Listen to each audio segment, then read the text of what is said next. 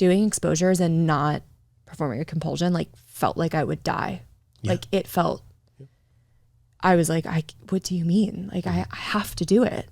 Yeah. So then I quit, it got worse again. And then I started again. And then I like really committed. And it was like, I mean, the cool thing about ERP is the results come pretty quickly. Yes.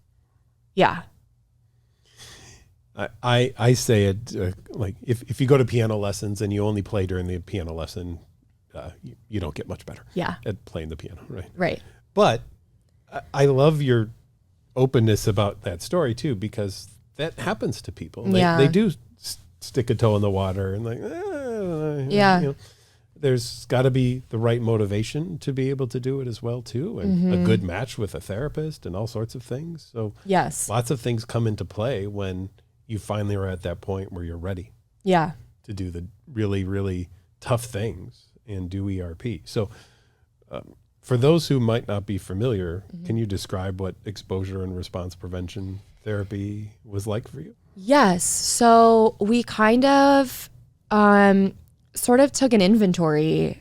Like I went off into my life and like would just kind of list out every time and try to identify like what triggered an intrusive thought and then what I would do in response to that to make me feel better from the like anxiety that it caused. And then I believe we like sort of rated, there was a number scale on like how anxious you were. And then we kind of like rated like which were more severe and which weren't. And then we started with the lower ones and we were like, okay, we're going to, and so then it would be like, okay, so this trigger, expose yourself to it.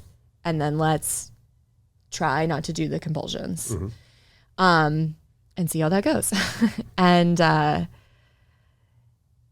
so then I would do that and we do some in session and then I would have my like homework and I was not always successful. It's not like I, you know, like sometimes I did a compulsion, you know, and we talk about it and we absolutely. Yeah.